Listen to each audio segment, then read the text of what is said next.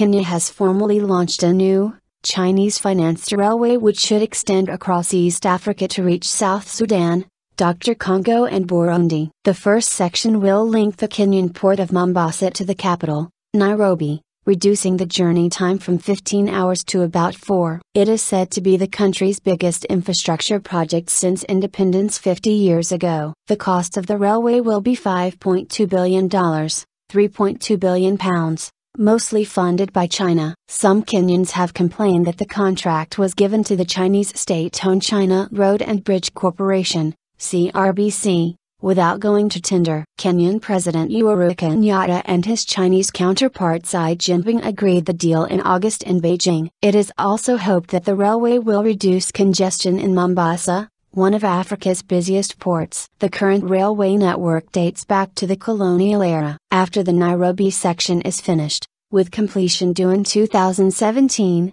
it will be extended through Uganda, with branch lines west to Kisangani in the Democratic Republic of Congo, south through Rwanda to Burundi and north to South Sudan. Passenger trains will travel at a top speed of 120 km per hour, 75 miles per hour, while freight trains will have a maximum speed of 80 km per hour. What we are doing here today will most definitely transform not only Kenya but the whole Eastern African region, President Kenyatta told crowds at the ceremony, calling it an historic milestone. The AFP news agency reports. As a result, East Africa will become a competitive investment destination. The agency quoted him as saying, earlier, he said the railway was one of the flagship projects of his government's ambitious Vision 2030 initiative to improve much neglected infrastructure. The project will define my legacy as President of Kenya, and it is my personal desire that the implementation is done to the standard, he said in a statement on Wednesday after meeting CRBC officials. He also thanked the Chinese government for the massive infrastructural projects in the country,